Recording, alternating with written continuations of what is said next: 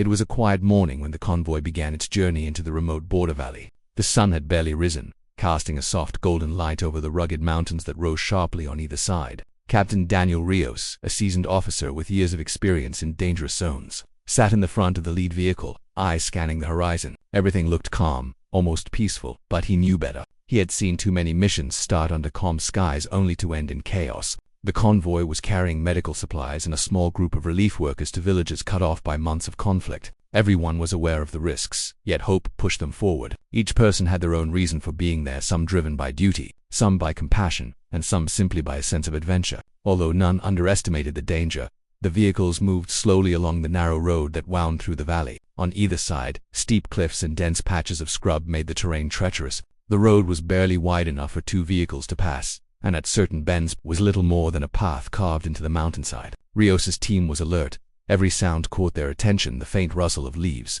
the snap of a branch, even the distant cry of a bird. The convoy had no room for mistakes. A wrong move or a moment of carelessness could mean disaster. Still, the relief workers chatted nervously among themselves, trying to mask their fear with small jokes or stories from home. Rios kept a careful eye on them, understanding that morale mattered as much as strategy. Fear, if left unchecked, could lead to panic, and panic could be deadly in such a vulnerable situation. As they drove deeper into the valley, the atmosphere began to change. The air grew still, almost too quiet, and the road seemed narrower, more confined. Rios noticed the small signs, disturbed rocks at the edge of the path, the occasional footprint in soft dirt.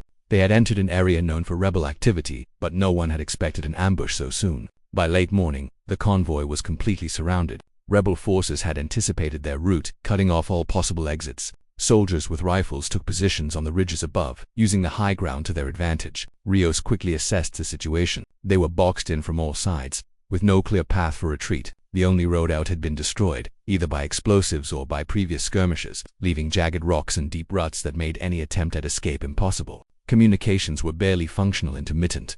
Radio signals crackled in and out, sometimes distorted or delayed, making it difficult to coordinate with headquarters. Every member of the convoy suddenly felt the weight of their isolation.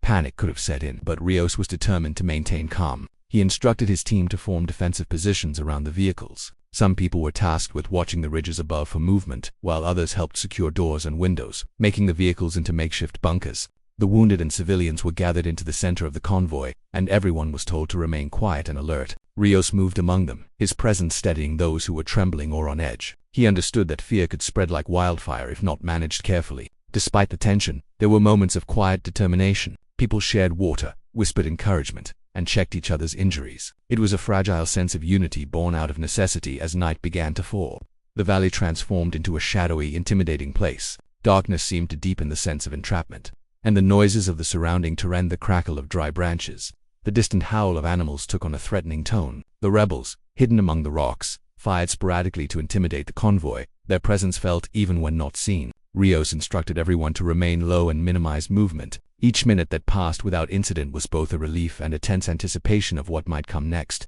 He moved from vehicle to vehicle, offering quiet words of reassurance, reminding everyone that help might still arrive and that patience could save their lives. Despite the danger, there was also a strange beauty to the valley at night, the moonlight illuminating the rugged peaks, the stars shining in the clear sky above. It was almost surreal, standing in such a peaceful scene while knowing danger surrounded them on every side. Throughout the long night, Rios's mind raced with calculations and contingency plans. He had to think not only about how to defend the convoy but also about how to keep spirits from collapsing under the strain. He checked the limited supplies, ensuring water and medical kits were distributed where needed most. He listened to every sound, deciphering what could be a harmless animal from a potential threat. The rebels had the advantage of surprise and high ground, but Rios had trained for such situations. He knew that any opportunity to escape or signal for help would have to be calculated with precision. He also had to keep everyone's hope alive, which often meant simple acts: smiling at a frightened relief worker, sharing a reassuring word, even joking lightly when possible. In moments like these, leadership was not just about strategy. It was about holding the human spirit together under impossible pressure. By the early hours of the morning, exhaustion began to set in.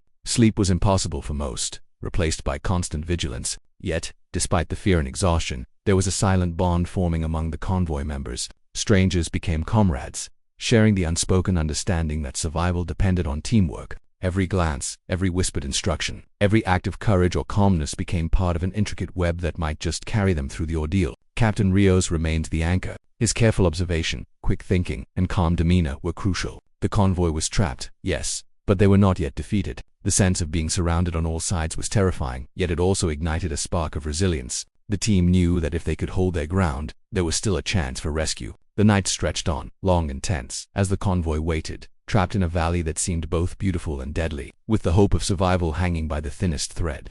The first hours after the ambush had passed, but the danger was far from over. The rebels had completely encircled the convoy, and by now they were tightening their grip. Every movement from the convoy was being watched. The occasional sharp crack of a rifle shot echoed off the cliffs, reminding everyone how vulnerable they were. Captain Daniel Rios knew that the team could not afford panic, but the tension was visible in every face.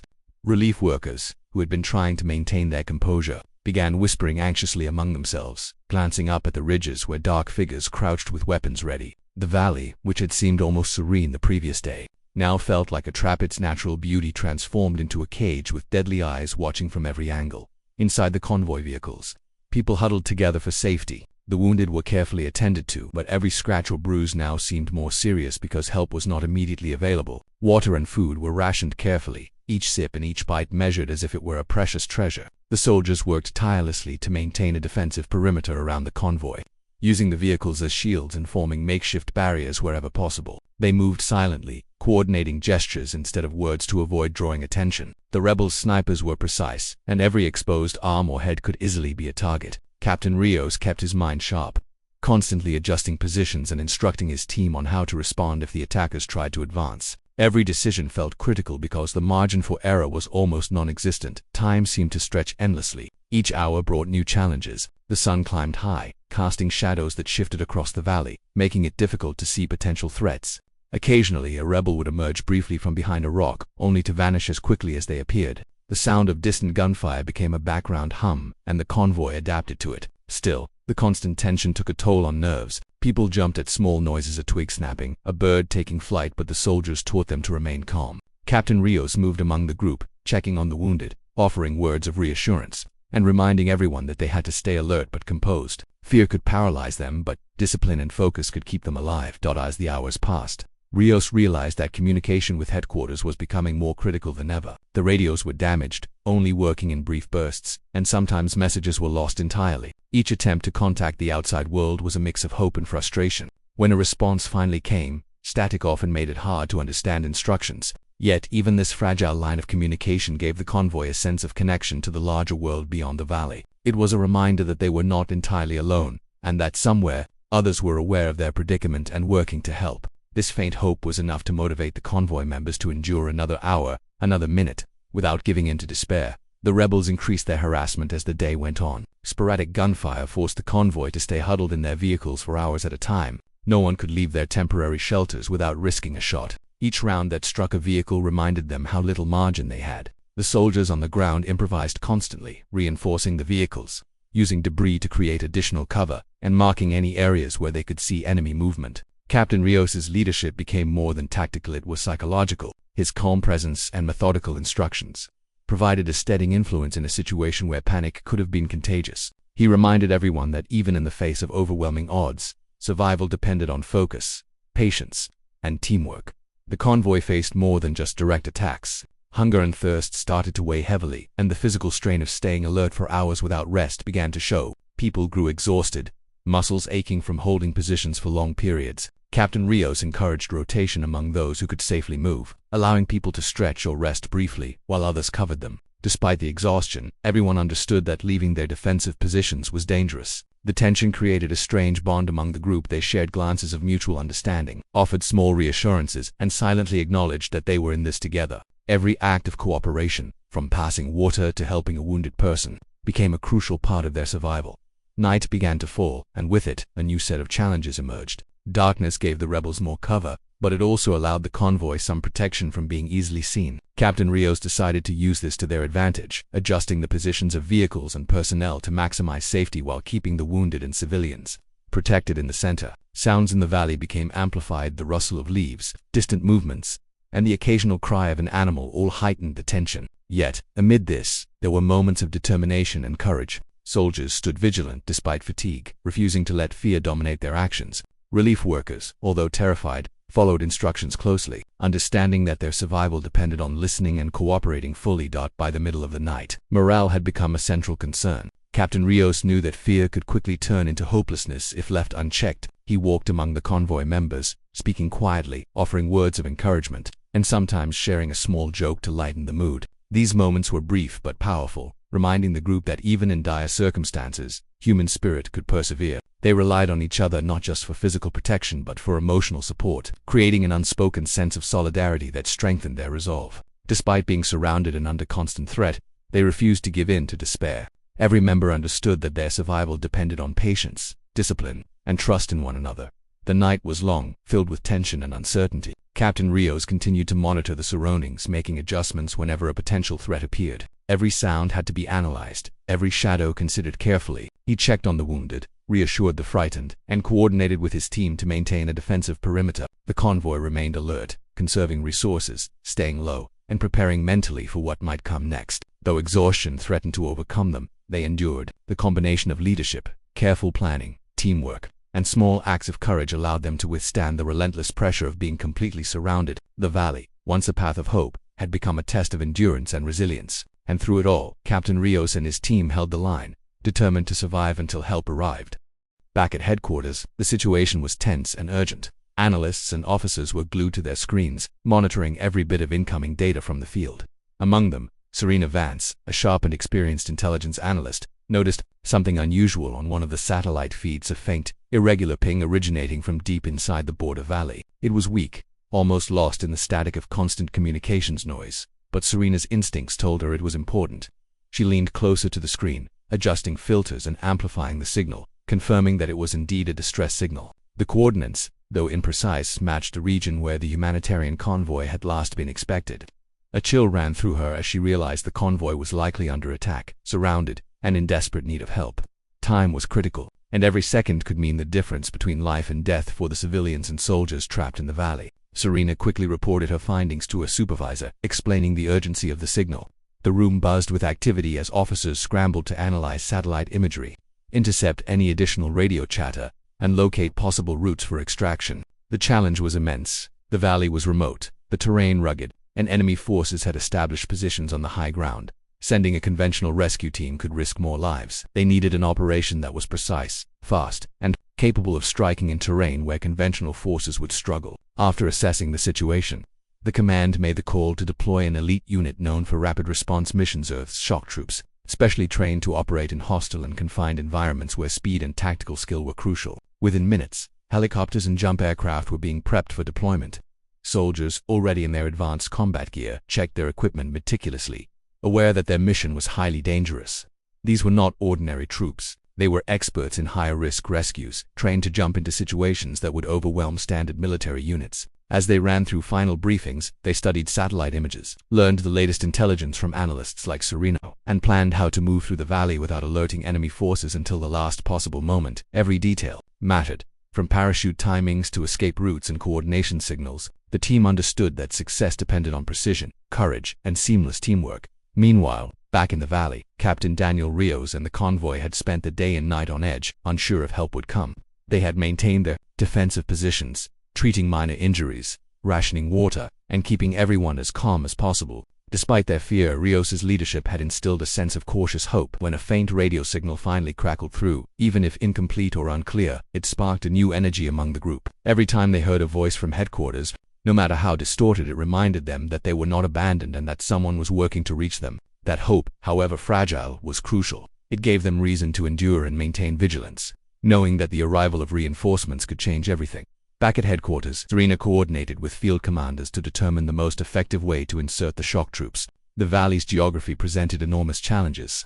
The ridges gave the rebels significant advantages, allowing them to monitor any movement along the narrow road or through the surrounding cliffs. A direct ground assault would have been suicidal. Instead, the operation would rely on high-altitude tactical jumps, enabling troops to descend behind enemy lines and take key positions before the rebels even realized what was happening. The planning was meticulous. Every angle was analyzed, every potential threat anticipated. It was a delicate balance between speed, secrecy, and overwhelming force. The shock troops boarded their aircraft, engines roaring to life, cutting through the tense air of anticipation. The soldiers ran through mental checklists, verifying gear, weapons, communication devices, and navigation systems. Some exchanged quiet words of encouragement, others focused silently on the mission ahead.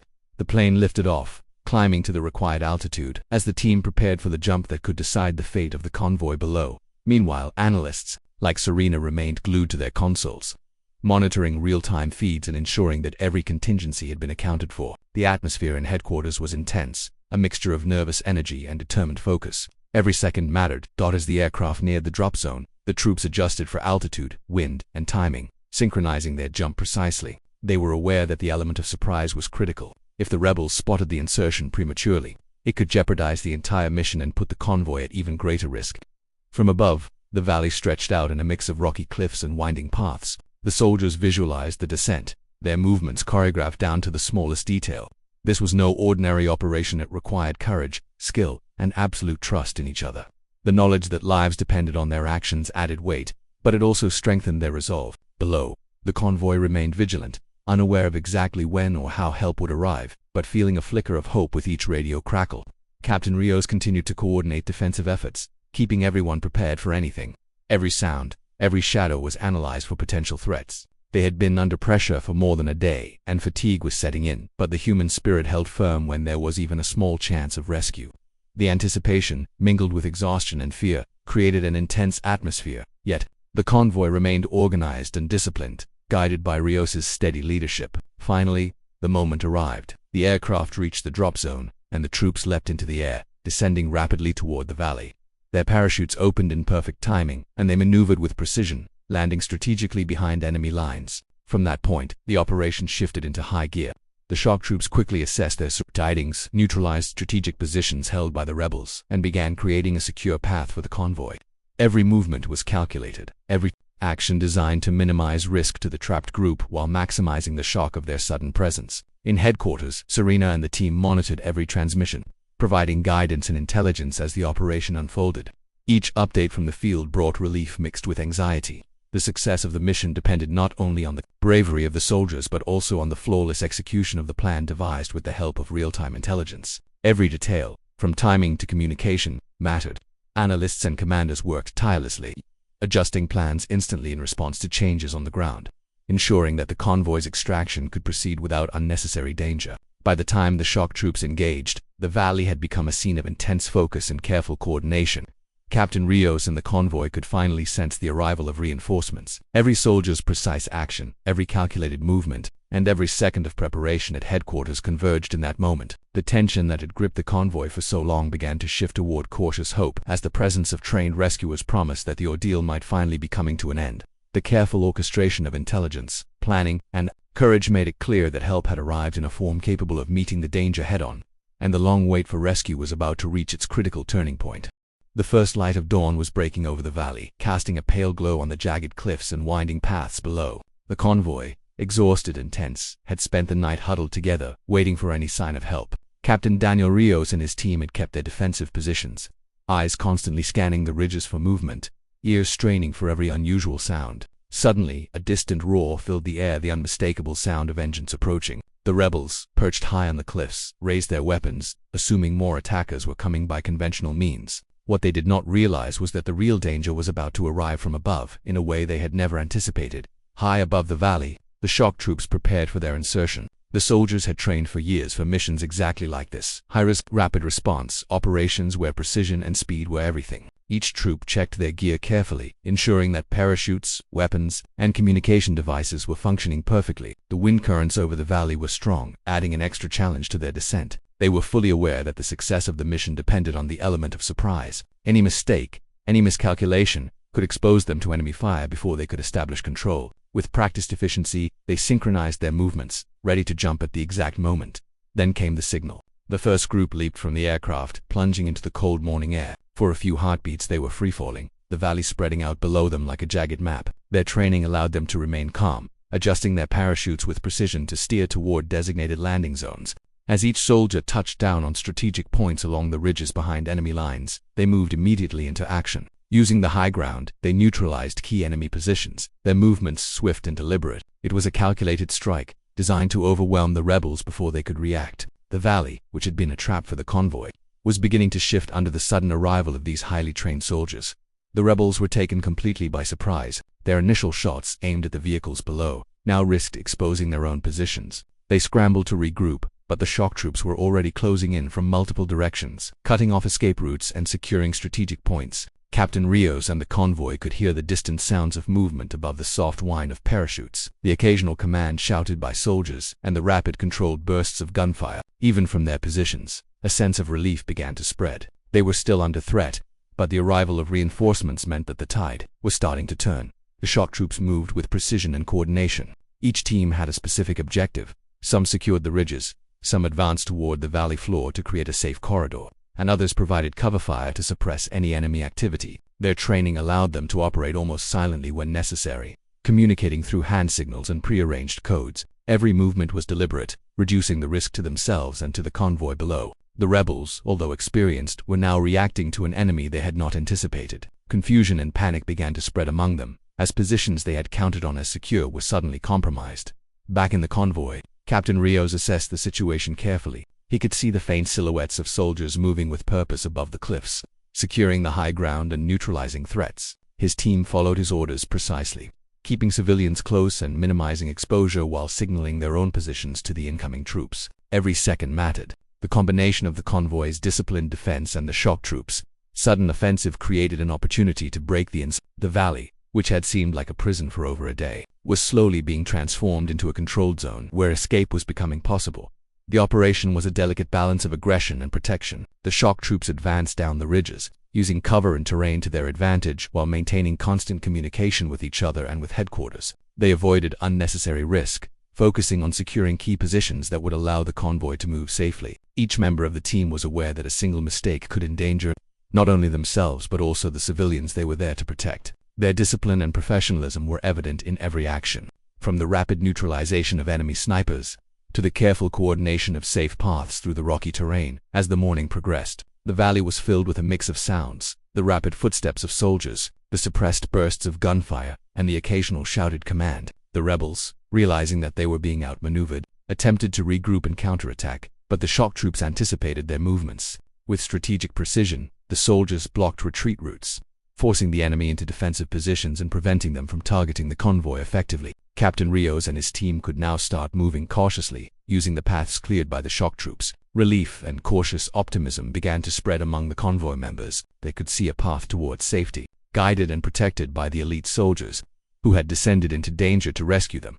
The entire operation was a high-stakes exercise in coordination, courage, and tactical expertise. From above, the valley, once a place of fear and entrapment, was being carefully mapped and controlled. Every ridge, every rocky outcrop, and every approach was accounted for. The shock troops' precision and speed were critical. They moved like shadows, taking calculated risks while ensuring maximum protection for those below. Their training allowed them to act decisively, turning the enemy's advantage of terrain into a neutral factor. For Captain Rios and the convoy, witnessing the arrival of these soldiers was more than just relief, was proof that meticulous planning, skill, and bravery could change the outcome, even in the most dangerous circumstances. By mid, the shock troops had secured the essential high points and established a clear corridor for the convoy. Captain Rios began coordinating the movement of vehicles and personnel, guiding the civilians and wounded along paths protected by the soldiers. Every step was carefully calculated. The rebels were still present but contained. Their ability to threaten the convoy greatly diminished. The combined efforts of the convoy's disciplined defense and the shock troops' aggressive insertion created a turning point. What had started as a desperate struggle to survive was now becoming a carefully executed breakout. The valley, once dominated by fear and uncertainty, was being transformed into a scene of controlled action. Captain Rios moved among his team, giving instructions, helping the wounded, and ensuring that everyone remained calm and focused. The shock troops, confident and efficient, provided constant cover, ready to respond to any sudden threat. Communication between the teams was clear and precise. Each action coordinated to maintain the safety of the convoy while neutralizing remaining enemy positions. The combination of strategy, skill, and bravery ensured that every movement increased the chances of survival and successful extraction. The arrival of the shock troops marked a dramatic shift in the situation. The convoy, which had been trapped and under constant threat, now had a secure path to safety. The elite soldiers' rapid, precise action had turned a desperate situation into a carefully controlled rescue operation. Captain Rios, his team, and the civilians could finally begin to move with confidence, guided and protected by soldiers who had risked everything to reach them. The valley, which had felt like a prison for more than a day, was slowly becoming a place of hope and possibility, all because of the courage, skill, and determination of those who had jumped from the sky to change the outcome. The valley had changed since dawn. What had once been a place of fear and entrapment was now a carefully organized scene of action. The shock troops had secured the ridges, neutralized enemy positions, and established a corridor for the convoy to move. Captain Daniel Rios and his team now had the opportunity they had been waiting for. A chance to finally break free from the relentless pressure that had gripped them for more than a day. But the process of moving the convoy safely through a hostile environment was far from simple. Every step had to be deliberate, every decision calculated, and every person had to follow instructions precisely. Rios took a moment to survey the valley floor. The rebels, though contained, still lurked in pockets along the edges, and any misstep could trigger renewed attacks. He organized the convoy into groups, ensuring that civilians and the wounded were in the center, surrounded by armed personnel and vehicles. Soldiers from the shock troops positioned themselves along the flanks, ready to intercept any threats. The coordination between the convoy and the elite soldiers was seamless. Years of training, experience, and discipline were paying off in real time, allowing the group to move as one cohesive unit through the dangerous terrain. Every vehicle, every person, and every movement had to be synchronized. As the convoy began to move, the valley seemed to hold its breath. The road was still narrow and treacherous, but the presence of the shock troops gave everyone a renewed sense of confidence. Their precise, methodical advance reassured the convoy members that they were no longer completely vulnerable. Soldiers provided covering fire when necessary, using suppressive tactics to keep the remaining rebels pinned down while the convoy carefully progressed. Captain Rios kept a close eye on the movements of both his team and the elite troops, communicating through hand signals and radios, ensuring everyone maintained discipline and focus. Every passing moment brought them closer to safety. But the tension never fully left the air. The wounded required special attention. Medics moved alongside them, stabilizing injuries and carrying those who could not walk. Every step had to be taken cautiously, avoiding exposed areas where the rebels might attempt a final attack. Captain Rios stayed near the wounded, offering encouragement and practical assistance, reminding them to stay calm and trust the soldiers providing cover. The civilians, many of whom were terrified but determined to survive, followed instructions closely. They moved silently, trusting that the combination of their own discipline and the elite soldiers' skill would guide them safely through the valley.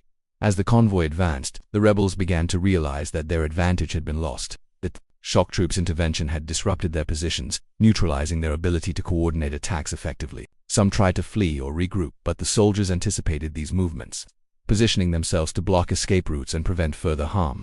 The rebels' morale faltered under the sudden, overwhelming presence of disciplined, highly trained troops operating with precision and confidence. The valley that had once been a trap for the convoy now worked against the rebels.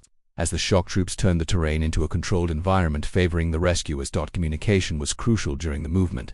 The shock troops relayed information to Captain Rios about enemy positions and safe routes, while headquarters monitored the operation, ready to provide intelligence support if needed. Each update allowed the convoy to adjust its path slightly, avoiding potential danger and maximizing safety. The combination of real-time intelligence, disciplined leadership, and tactical skill ensured that the convoy's movement through the valley was as safe as it could possibly be under the circumstances. Every vehicle moved cautiously, every step was deliberate, and every person followed the carefully coordinated plan. Despite the constant vigilance, moments of relief and human connection emerged. Soldiers reassured civilians, medics offered gentle words to calm the wounded, and Captain Rios maintained his presence, reminding everyone that they had endured the worst and were now on the path to safety. The tension that had dominated the valley for more than a day slowly began to ease, replaced by cautious optimism.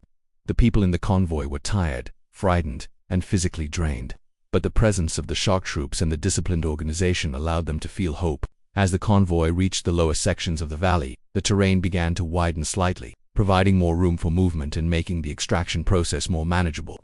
Helicopters hovered above, ready to lift the convoy to safety once they reached the designated extraction point. The sound of rotor blades was a mix of relief and renewed focus. Captain Rios coordinated the approach carefully, guiding vehicles and personnel toward the landing zone while ensuring that all defensive measures remained in place until the last possible moment. The valley had transformed from a place of confinement to a controlled evacuation zone thanks to the skill, coordination, and bravery of the shock troops. The final stretch of the convoy's movement was tense but methodical. Soldiers continued to provide cover, watching for any last-minute threats, while medics ensured that the wounded remained stable. Captain Rios stayed near the center of the group, checking on everyone, offering reassurance, and keeping morale high. The civilians followed instructions closely, moving with deliberate care. Every step forward was a victory, a sign that their endurance, discipline, and cooperation were finally paying off. The rebels' ability to interfere had been neutralized, and the convoy was steadily approaching the extraction point. When the convoy finally reached the helicopters, a wave of relief swept through everyone. The soldiers helped the wounded and civilians board safely, ensuring that everyone was secured for the liftoff. Captain Rios and his team moved last, staying vigilant until the very end to guarantee that no one was left behind. The shock troops provided final cover, suppressing any remaining rebel threats and ensuring the safety of the airlift. The valley that had held them captive for more than a day was now behind them, and the sky above offered freedom and safety. As the helicopters lifted off, carrying the convoy and the wounded to safety, Captain Rios finally allowed himself a moment to breathe. He looked down at the valley, still rugged and dangerous, but no longer a trap. The shock troops, disciplined, precise, and fearless, had changed the course of events through their courage and skill. The civilians and soldiers of the convoy had endured incredible hardship, relying on teamwork, patience, and leadership to survive. Together, with the support of the elite soldiers, they had transformed what could have been a disaster into a story of resilience and survival. The extraction was completed without further incident. Once safely in secure territory, the convoy disembarked from the helicopters. Medics immediately tended to the wounded, ensuring that everyone received the care they needed. Captain Rios took a moment to check on his team, ensuring that everyone had made it safely. There was exhaustion, yes, but also a deep sense of relief and gratitude. The mission had tested their limits, challenged their courage, and forced them to endure fear, uncertainty, and physical strain. Yet, through it all, they had survived. The skill, bravery, and careful coordination of the shock troops had made the impossible possible, turning a desperate situation into a successful extraction that would be remembered for years to come, even as they recovered. The people of the convoy reflected on the ordeal. The fear of being surrounded on all sides, the long hours of vigilance, the constant threat of attack, all of it had tested them beyond anything they had imagined. Yet the combined efforts of leadership, courage, teamwork, and rapid response intervention had carried them through. Captain Rios, the convoy team, and the civilians would forever remember the shock troops' precision and bravery, and the operation would serve as a reminder that, even in the most dangerous circumstances, courage and coordination could prevail. The valley, once a scene of peril, had become a testament to human endurance and the extraordinary capabilities of those willing to risk everything to save others.